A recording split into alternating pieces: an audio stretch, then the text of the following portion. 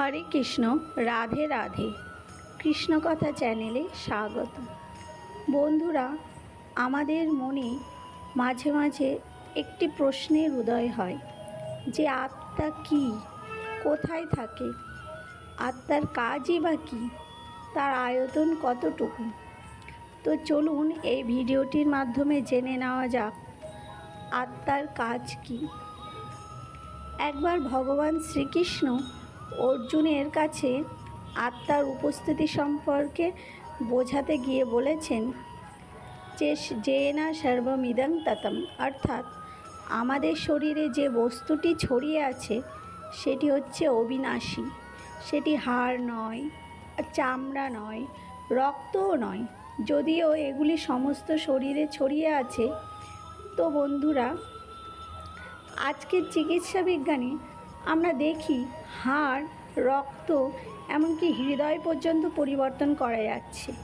বন্ধুরা, আমরা কি কখনো দেখেছি যে আমাদের জীবন বা আত্মাকে পরিবর্তন করা গেছে?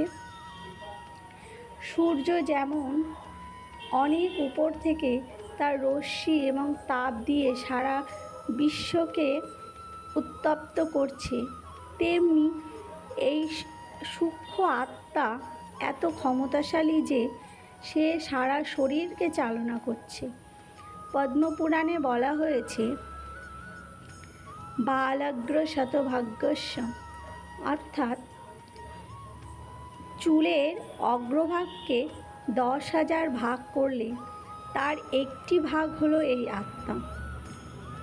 বন্ধুরা, আত্মা আমাদের শরীরে আছে, তাই আমাদের চেতনা আছে। আমাদের যদি কেউ চিমটি কাটে তাহলে ব্যথা লাগে। আমাদের শরীরটা কাজ করছে আত্মা আছে বলেই। বন্ধুরা, আশা করি এই ভিডিওটি থেকে আপনারা কিছু জানতে পারলেন।